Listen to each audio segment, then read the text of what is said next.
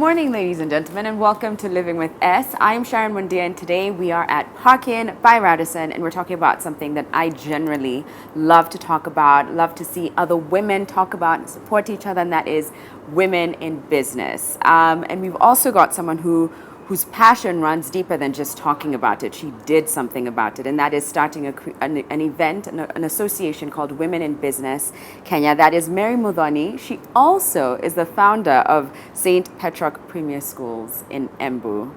Hello and welcome. Hi, Sharon. Whoa, I have to say, if it's okay with you, I hope it's okay with you. Yes. I have to say, before we started rolling, we were talking about, our families and children, and she revealed she has four children.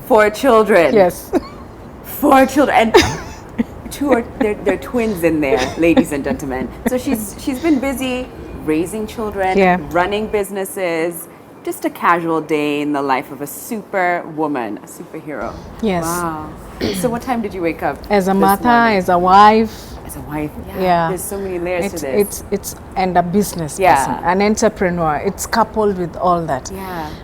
On a normal day, I wake up at 5 a.m. Just a few minutes to 5. Yeah. So I do my devotion in about 10 minutes. Then at 5 I hit my gym. Oh. Yes, between 5 and 6 a.m. Yeah. Sometimes if you don't do that, your day might be very bad. Yeah. Then I have to go back to the house by 6 because my children, my twins who are 8 years, I have to see them take breakfast before they go to school. Yeah. And they leave for school by between 6:30 and 7. So we take breakfast together, and I take time to also catch up in the morning. Sometimes whatever you forgot to tell me yesterday night, you're able to tell me in the morning. Yeah. Mom, I don't have a rubber, I don't have a pencil, those things in the morning. Then between 7 and 8 is my time to prepare, and by 8 I'm in my private office. Wow. So a normal day starts, office work, reports going through. And you see, I live in Nairobi, I have an office in Nairobi, and I have an office in Embu, and I have a school in Embu. So coordinating the two throughout the day, of course, you have to have structures in place that are really helping you couple it up with physical presence. Then my day runs up to around 4 p.m. when I take leave to be at home, at least by 5. Yeah. By the time they get back from school, they find me at home, we do homework. We take time together, we play a little. By 7 p.m. they are taking their dinner because by 8 p.m. they have to be asleep. Then that gives me time to also have my me time. Yeah. There's a time if my husband is away, I call him up. If he is at home, we will compare notes on what worked, what didn't work. Right. Laugh about what failed. Yeah. and look into the challenges for the next day. And see how to mitigate the same. It seems like it has to be quite organized, and everything needs to be in place for you to be able to fill all these roles. Absolutely. That's a normal day. I sit in several boards and also traveling to my school in Embu because I have to be there physically at least once or twice in a week. So really, at least I take a day off. It's always going. It's always going. And when I have a board meeting, I will take a day off from my busy schedule. Then I'll attend a board meeting. Yeah. So were you always this organized and structured, and it's growing up as a child? Were you that person who everything was in their place, homework was done in time, and things went? Oh my goodness! Or did this sort of happen? Let me tell you, when you're growing up, sometimes responsibility shapes you up in one way or another. Sometimes you don't even know when you're doing it right, but it just comes out. And I always keep saying, at times it's your brooding when you're young. When you grow older, it does not change. Yeah. So the way I grew up as that Sunday school girl, sometimes it hasn't changed much. The character hasn't changed much. But when you don't have a good grounding, so thanks to my parents, when you don't have a good grounding, sometimes you're shaken by life challenges very much. So maybe it's the grounding. I may not have been perfect, but I tried. Wow. Yes. So I know you have a degree in education and a master's in marketing and management. Marketing and management. Yes. How did you transition from one to the other? When did you decide, actually, I want to steer more into the world of Yes, of yeah, business. Of business. It was very interesting because from the word go, I think my space wasn't just destined to education. And with all due respect, I enjoyed teaching for that period of time that I did teach. What were you teaching? I taught I taught English and literature. Okay. My favorites. My favorites really? in high Lovely. school. Loved I should have taught you because you look young, I just like loved my it. students. I taught in Moi Girls High School, Cubs, and I taught in my Moi High School, Birori. Okay. So 2 schools, Mois. Yeah. And within that period, I think the entrepreneur in me was still oozing, and I kept feeling a bit restless by just being in that very systematic way of doing things and in one structured manner. And I felt I really needed a challenge. My first business was a talk show like this one. Oh, hey girl. All right. I should pass this on to you and you should interview yourself. But please make my work easier. This is great. This is So great. really- So you are used to being in front of the camera.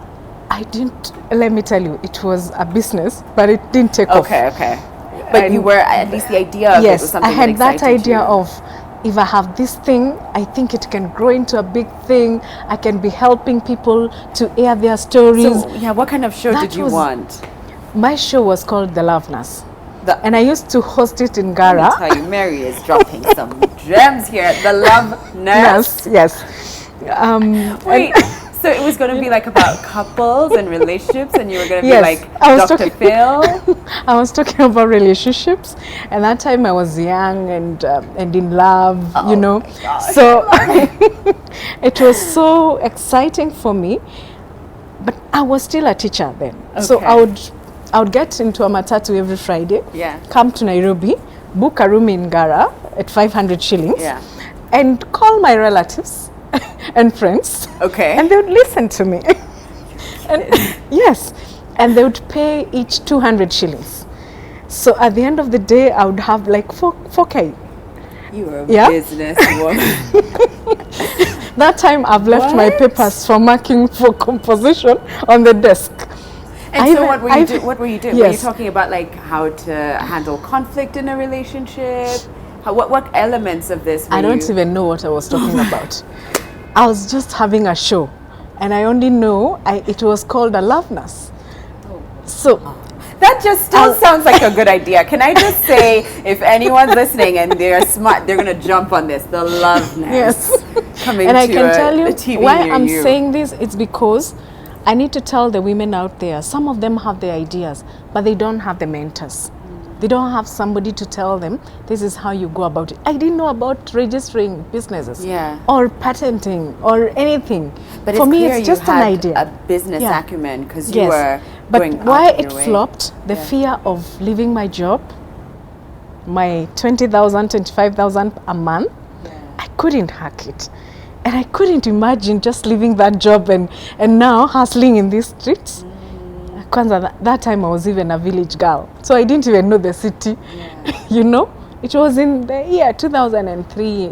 You know, that time was long time. Even these talk shows were Right. not really. So up, what yeah. gave you the courage to take that leap, to take that next leap and leave your job? Yes.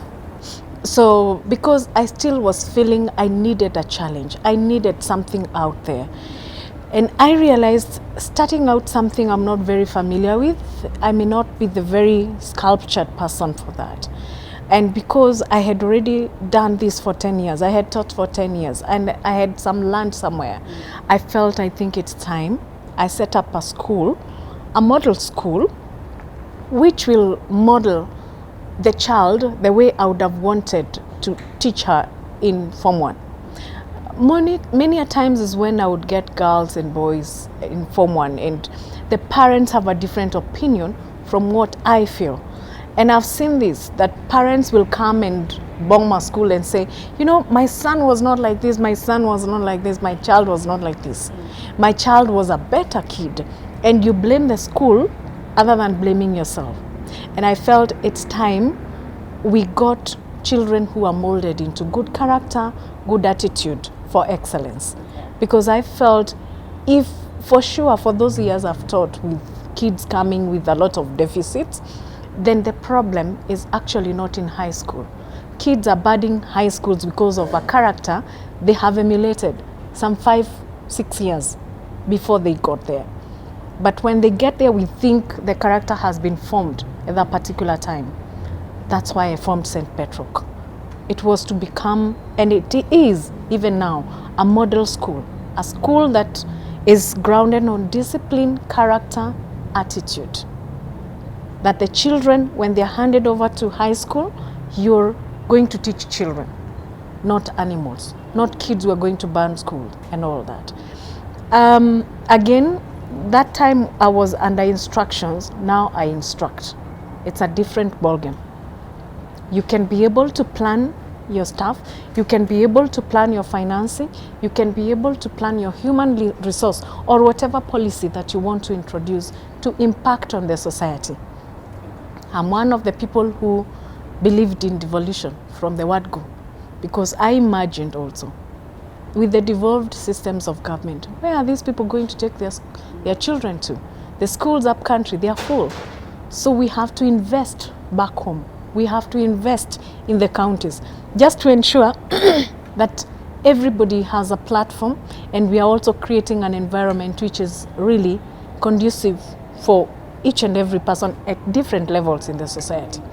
So the transition again was not very easy, because again you still cling on that salary. Yeah. And that's after hard 3 to let months, go. yes. And you see, when you're married, sorry, let me just put it into perspective. Sometimes it's not very easy with the society that looks at women like you're still subjective to whatever the society needs you to be. That woman who is under instructions, under the law and all that. So, and even when I resigned, very many were not approving that. Very many women or men? Very many family, friends, men, so both women. men and women. Yes, because they felt, one, I was young, so I didn't seem to be goal-oriented according to them. And they felt that your family is young, so you need the money to keep up. But in my mind, I kept feeling, no. I mean, the day I wake up in the morning and I feel I don't want to go to that job, it's time you quit. It's time you knew that's not where your destination is. So you need to make up your mind and move. 3 months down the line, I'll tell you for a fact, I actually was about to fall into prey with what they were saying, because I thought I had made the worst decision. Right. You know? I can imagine going from that stability yes, to like... Yes, and I'm feeling, okay, you see, asiyosikia la mkuu vunjika guu.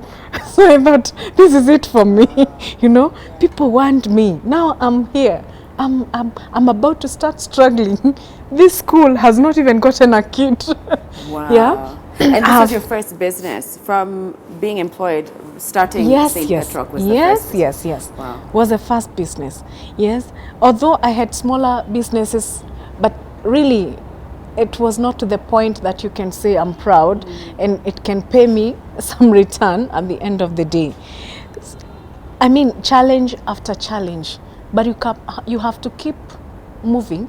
You have to keep stay focused on the goal, so that you don't backtrack on your agenda. Right, yeah, to understand your why. How many years ago was that now? That was like, St. Petroc was established in 2012. 2012. Yes. Wow. Don't mind. But now, I even had business cards. Hey, come on. But, You know? but now I want us to understand a little bit about Yes. women in business. Yes. Tell me about this space that you created. Yes. So out of the experiences that I got when I was setting up a business and trying to find clients, I mean, and stepping into organizations, I realized really it's not just about starting a business. There's a bigger scale out there that you have to cover. And sometimes you can't do it alone. Sometimes you can't just walk. you know. And we say, if you want to go fast, go alone. If you want to go far, go with others. So I founded the Women in Business organization, and because I felt some challenges that I went through looking for money, yeah, to build, looking for money to put all in place, finding people to finance you, it wasn't easy. I imagined I'm just a representation of one woman, of very many women. I'm one woman, but I'm representing a very big cadre of women. Then again, markets. At one time, I had one child in the whole term. And you can imagine what I was imagining. Wait a second, you had one child for a whole term? Yes, for a whole term. And there's a cook, there's a principal, there's a teacher, there's everybody. Was this your first term? Yes, the first time. Wow. I had one child in the whole term. And I kept figuring out at the end of the term, if this parent just decides and transfers only one child. That is incredible that the parent even was open to this, for I'm school. telling you. Just starting out. And I figured out getting your market niche is not as easy as you imagine. And so are many other sectors. It's not just in education, even in manufacturing, in agribusiness, in all the other sectors. You need to think about your market niche. You need to think about who is your client. So my clientele is mostly the urban setup. So I needed to come and drum more support in Nairobi, Embu town, Chuka town, and all the other towns, you see? And also the mentorship.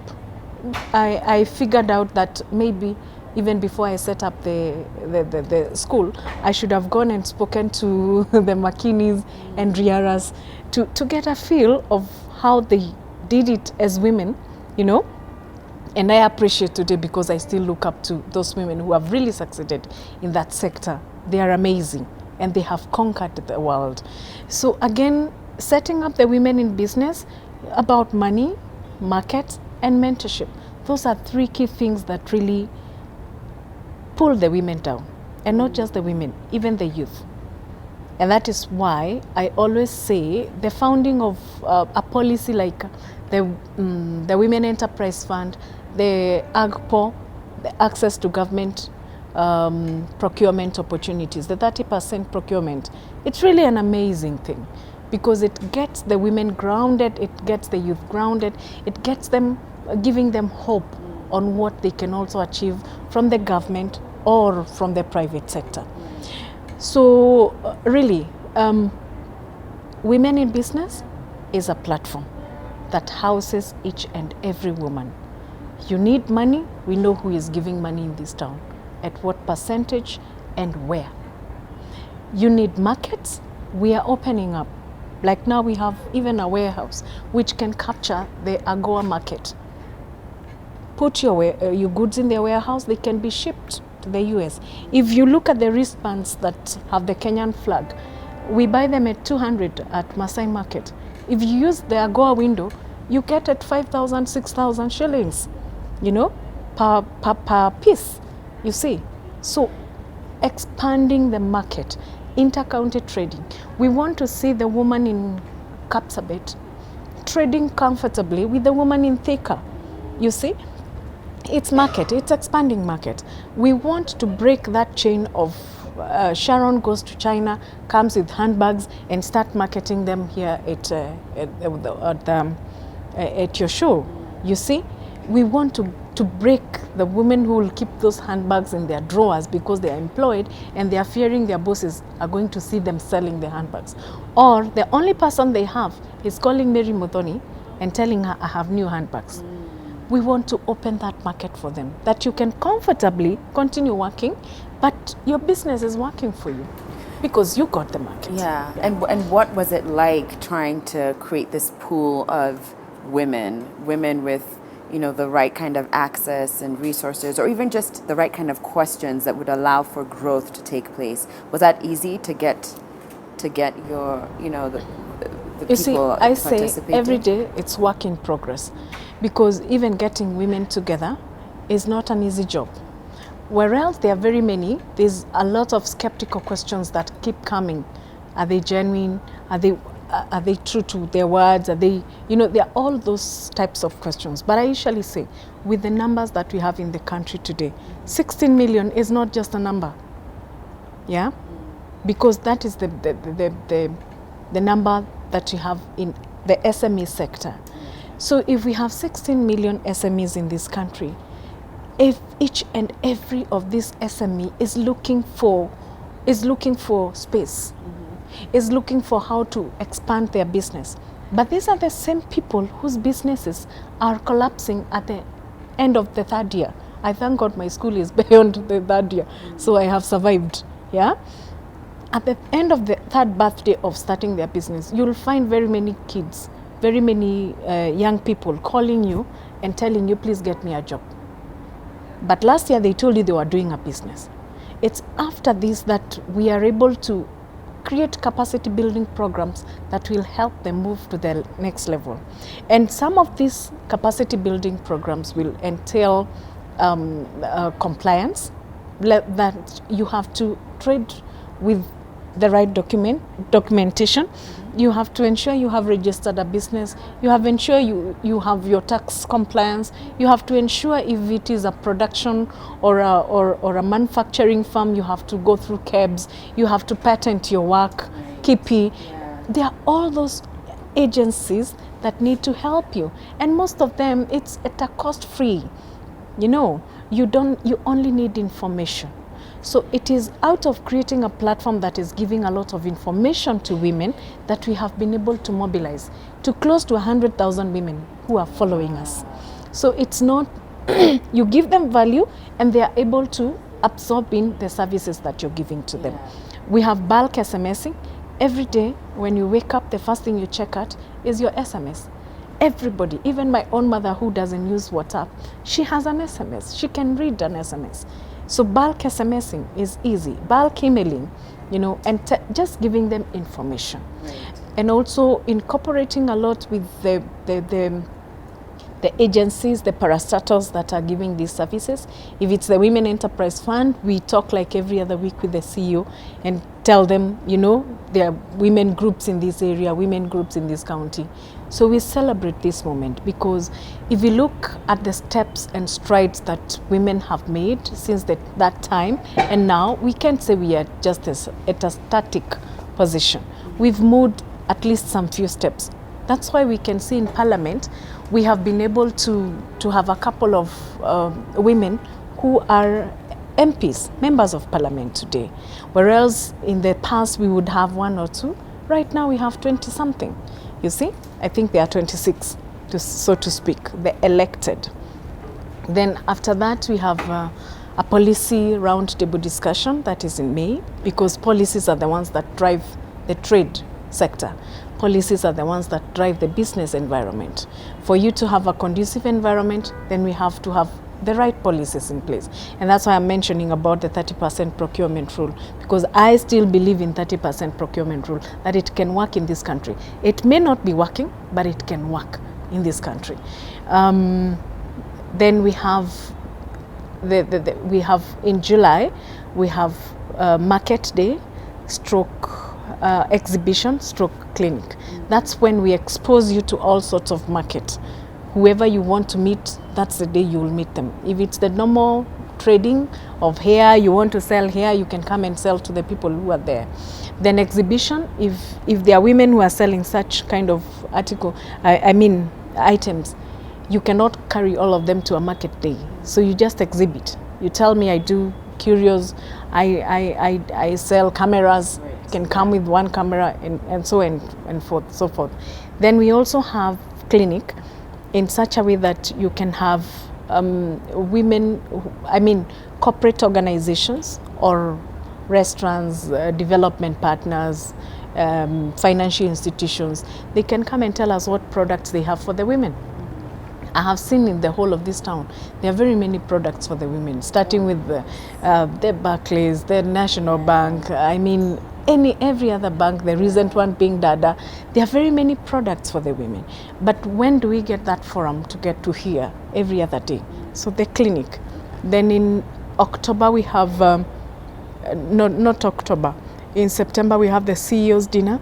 the CEO being the head of the institution, you have the capacity to absorb. If it is Safaricom, you're able to give more women procurement. If And so you're you a look for woman, CEOs that aren't part of women in business? Yes. Or they have, so it could Both. just be, so both inside and outside? Yes, inside Okay. and out and outside. Yeah. Because most of the time you can't work alone. That, I mean, And that's true. in Yeah. trade, in business, business knows no gender. We may be calling it women in business, but most of the people we actually trade with and the ones who buy from the women are men. So it knows no gender, it knows no boundaries. Money knows no gender. There's no money you'll be given, you'll be told this one is for women or it's drawn a woman. Right. Yes, so we must have that very clearly. Then finally, at the end of the Tonight, year, yeah. for tonight, when we say Women in Business Awards, you have to pat them on the back and tell them congratulations. Because really, from being a mother, a wife, a business person, entrepreneur, all those things, you're so overwhelmed at the end of the year. The only thing you want to hear are good things. Like you've done And a good job. nice, yes. Keep going. And nice words. So it's all about celebration, celebrating the big good night, things yeah. that women have done. All right. Yes. Thank you. Thank you, Mary. This has been so enlightening. Thanks, Just getting to Sharon. know a little bit more about your story. But I also really would love to hear from some of the women who form part of this association. So I'm going to have them come up next. But for now, I'm going to say thank you. Thank you. I'm humbled. And I'm going to ask, I have got Ivy Njoroge, whose business is called Ivy's Organics. I've got Kabuki Anyumba from Scrumptious Eats. And last but not least, I've got Nailante Sitek from Ila Brands. Welcome. Thank you. How are we all feeling about the event tonight? Are you ready? Yeah, we're Yeah? excited. Feeling good? It's very exciting. Yeah. Very exciting. Okay, how long have you all been members of Women in Business? Maybe we can start with you, Nailante. Maybe a year? A year now? Uh-huh. Yeah. Less than a year. Okay. Yeah. Okay, quite brief. I joined earlier this year. Okay, so just about a year or so. Okay, so I want to hear a little bit more about each one of your businesses, just to get to know a little bit about what you do on a day-to-day basis.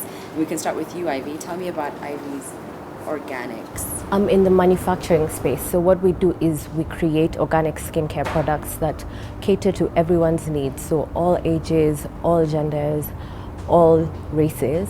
And besides the brand that we also have an aspect of the business where we do contract manufacturing, which is where we take on the burden of manufacturing for other people and creating the product, so that if you want to create a product, then you don't have to necessarily do it yourself or go to China to get it done when all the raw materials are here in Kenya.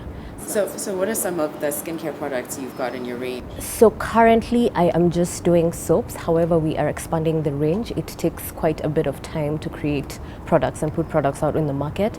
So we have a variety of 6 products that we are doing right now in the soap area, but we will be expanding and creating a whole skincare line. That's the goal. Okay. And what about Scrumptious Eats? I have to say I'm really hungry and that name is not helping. Scrumptious, I'm just like, are you going to surprise me with like a not I'm today. kidding. No Not pressure. today, but but because we're about women in business, I did want to honor women in business, and I have been dressed by women in business. My eyeshadow is by Susie Beauty. Okay. My top here is by Waithera. This is by Women in the Farmers Market. Yeah. Maasai Women in the Farmers Market. My pants are from Vivo. I was going to say Vivo and I And thought love if I them. say it and it's I love not. them, and the hair is Right. by Lily Hairline. Wow. So it's not paid advertising or anything, but I thought it's important as we talk about businesses and women that we acknowledge and recognize the women in business who are trying and putting their heart and soul into everything they're doing. Good. And also in the economy today in Kenya, the way there's 388 companies have closed. We need to start buying local. Let's start doing this. Let's start looking and seeing what we have in our houses that are local, in our fridges, and our makeup and skincare lines, in our washing detergents and Right. antiseptics. Yes, so That's now, a good challenge. That's a really good Yeah. challenge to Yeah. take it on. And especially since we're coming into December, the Yeah. holiday season, everyone's Yeah. thinking of just ways to spruce up their homes, their lives, to spoil their loved ones. Yeah. Try and I'm not just saying this. But Yeah. I did give myself the challenge to Yeah. try and buy something Kenyan as Yeah. presents for this holiday. Oh, To wow. every person I'm gifting, because my first instinct was like, oh, I should order this in, oh, I should get this here, I should send someone for this, and I thought, wouldn't it be nice if everything I bought was made in Kenya? Kenya, wow. And I love how you've pushed it to like, Yeah. you know, I'm passionate about that. I so. love. I'm not shy, and I'll keep talking about it. I'll keep wearing it. Yeah. And I'll keep doing what I can about it, and just talking about manufacturing as well. So, Yeah. it's a Scrumptious Seeds. We are a health and wellness brand. We've been in business for the last 4.5 years. Our products have no preservatives, no artificial colors. They're dairy, gluten-free, so they're helpful for people with a lot of conditions. Okay. And illnesses. So we do cold pressed vegetable juices. So if people are trying to get healthy and they're like, where do we start? What can we do? That is definitely something you can do. Mothers who are nursing. So we do our soups and also our juices. Yeah. And also for people who are unwell, coming out of hospital, then they're like, they can't eat anything. What can they Yeah. do? We'll offer our soups, and they just nurture people back to health. Health. Oh, Yes. beautiful. Yeah. And last but not least, Nailante, whose name I love a little bit extra than most names because that's the name of my daughter. Yeah. So even before we were just joking that you can call me mom Yeah. if you want to. Yeah. Naila. Yeah. So tell me about Illa Brands. Ila brand is a brand of, our motto is creating healthier lives. Oh, okay. We create healthier lives in our homes, in hospitals, in hotels, and we manufacture antiseptics and disinfectants. We manufacture bleach. We manufacture any toilet cleaners, and soon we are going to hair. Oh, wow. Yeah, we are doing natural like olive oil. We are doing like carrot oil for the natural Right. hair. Oh, I like that. I've Yeah. got natural hair. So Yeah, all these oils. I'm we are in the process. We're in the process of making formulations. So by January we are kicking off, okay. and we will introduce another brand. Yeah. Alright, so earlier, I was speaking to Mary, and she did share, just some of the hardships around starting a business, and I was hoping to hear that from you, because often, and maybe not even hardships per se, but mistakes, things that you did that you're like, whoa, had I just known earlier that I needed to change this or do this differently. Are there some mistakes that you've in looking back that you think, oh, this is avoidable, and I would love for other women or youth or anyone in business to avoid? Yeah. You gonna start? Yeah. For me, the first mistake is always have a plan. Okay. And so your mistake was not having a clear not plan. having a plan and following it. Okay. And then be strict with the details. Okay. Don't overlook some things in the name of trying to protect some people. When you decide on something, follow it. Right. Yeah. Did you find yourself in a bit Yeah, of in a mess fix somewhere, because, because I had to compromise some things and overlook some mistakes. Yeah. Right. So if something is It's not right, I don't take it. Right. Yeah, if it's not right, it's not right. Let's talk about that. As a woman who's having to come off strong and be like, that does not work with Yeah. me. That is not It's not acceptable me. here. Do you ever have any moments where you're like, oh, they're going to think I'm mean, I'm rude, No. I'm a B word, they're going to think I'm too much? I do it myself. If I see you are not doing the way I want it, I do it myself. So you have no option but to follow.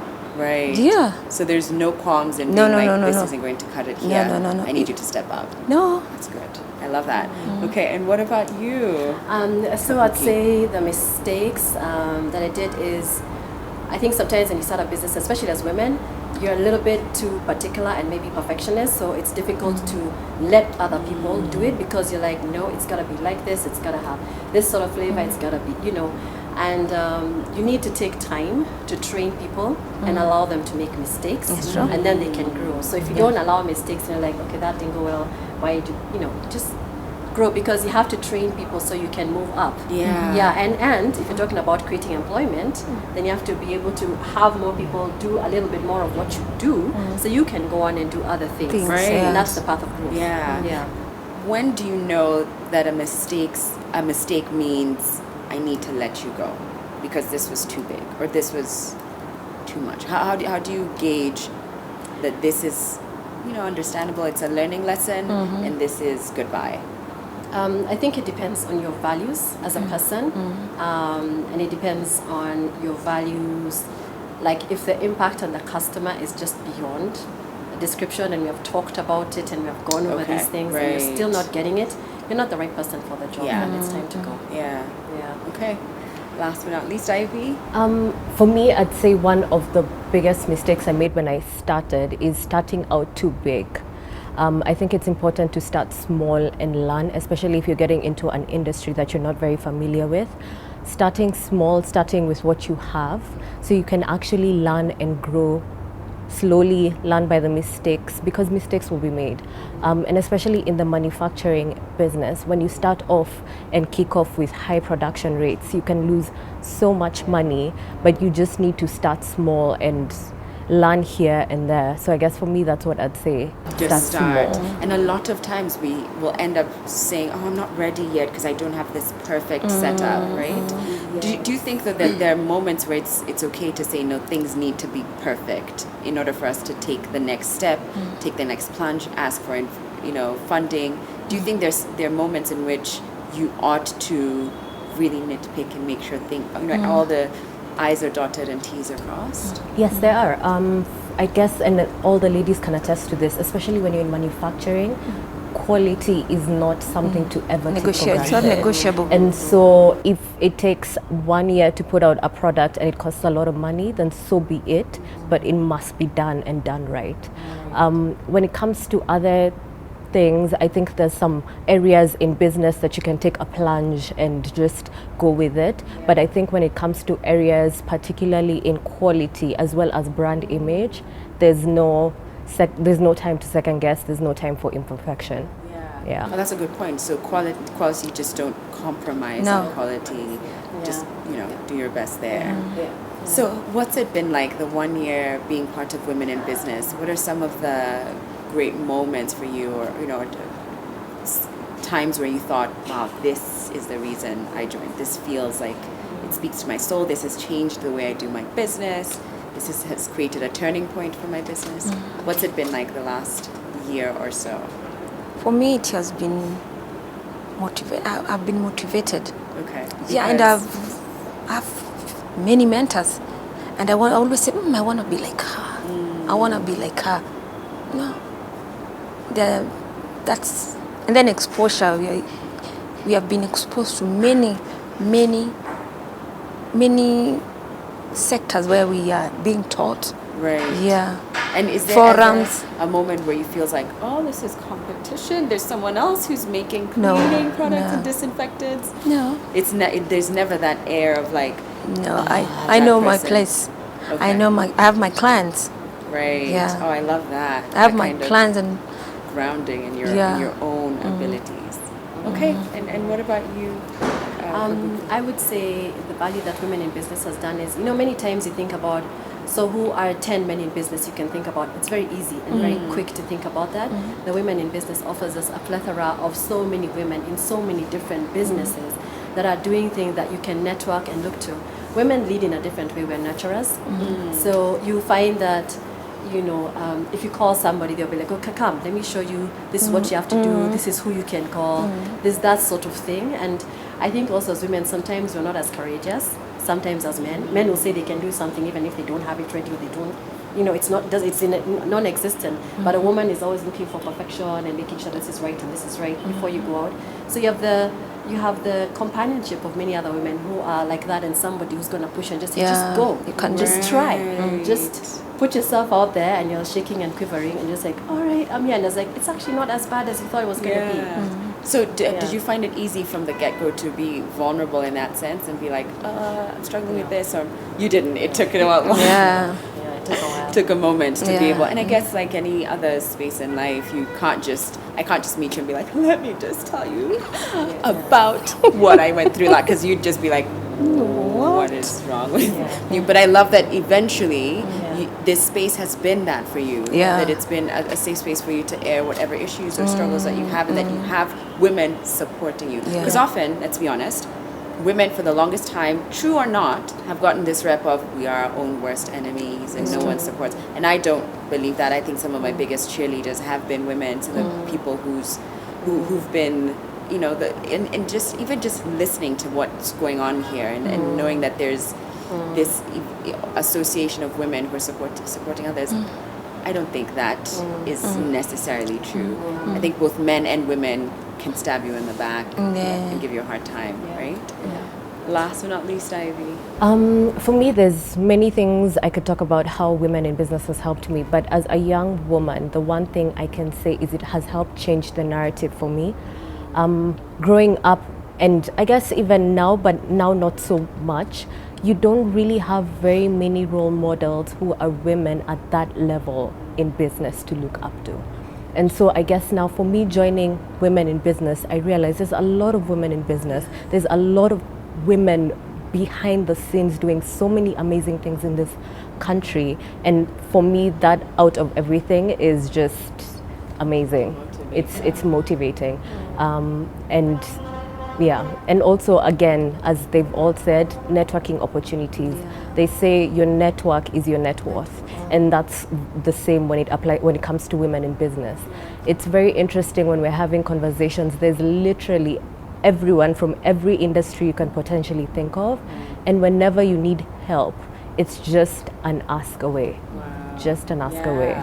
All right. So as we close the show, I'd love for you all to share where people can find your products. Now that we've talked about Buy Kenya, that is your challenge, ladies and gents, to go out there. Exactly. I like that. That little like, excuse me, did you hear?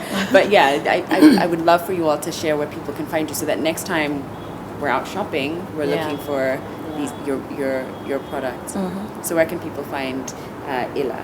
Ila brand, I say, can find Ila brands in Jumia and most wholesalers and retailers in all over the world.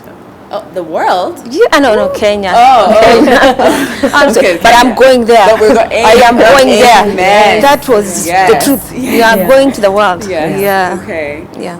For Scrumptious Seeds, you can find us at www.scrumptious, SCRUMPITOUS eats, one word, EATS.com. You can also find us on Instagram at scrumptious.eats, on Facebook at Scrumptious Eats Kenya, and you can also ring us at 0713 419 092. There we go. If you're looking for like health reboot, there you go. My number. Please share your number. Yes. 0720 396 335. Okay. All right. And Ivy, where can we get your soaps? So you can get them physically at a store called Fava Hub at Minimall in Valley Arcade, or you can also get us online at www.thinkorganic.com or www.ivesorganics.com, or you can call us at 0720 422-501. Okay. And only call for products. I hope there's no one who's like, I'm gonna call you tonight. No, only call for products. Thank you so much, ladies. Yeah, thank you. This was lovely. Thanks for watching, ladies and gentlemen. I'll see you back here tomorrow for our show at 8 a.m. So you have yourself a great rest of the day. And thank you to Petroc by Radisson as well. We'll be back tomorrow. Bye, everybody.